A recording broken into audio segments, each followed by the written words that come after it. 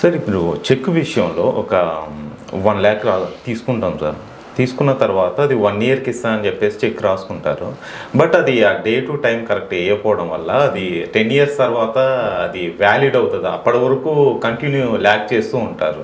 So అప్పుడు ఆ అమౌంట్కి ఏమైనా టాలీ అవుతుంటుంది. చెక్ ఇచ్చినప్పుడు దానిపైన MICR నంబర్ అంటే మైకర్ నంబర్ అని ఉంటుంది. ఆ చెక్ ఎప్పుడు ప్రింట్ చేశారు బ్యాంక్ వాళ్ళు, ఎప్పుడు ఇష్యూ చేశారు ఈయనకి అన్నది కూడా డీటెయిల్స్ ఉంటాయి. అదొక పద్ధతి ప్రకారం వీళ్ళు చెప్పే చెక్ ఎప్పుడు ఇచ్చారో అన్నది కూడా మనం ప్రూవ్ చేయొచ్చు. ఇంకోటి జరిగిన ట్రాన్సాక్షన్కి ముందు ఒక ట్రాన్సాక్షన్ జరిగి ఉంటుంది, అంటే ఆ చెక్ నంబర్ ఉంటుంది. ఆ చెక్ నంబర్కి ముందు నంబరు తర్వాత నంబరు ఏ డేట్స్లో ట్రాన్సాక్షన్స్ అయినాయో చూసుకోవచ్చు. దాన్ని బట్టి కూడా ఈ చెక్ మనం ఎప్పుడు ఇచ్చామా అన్నది ప్రూవ్ చేయొచ్చు.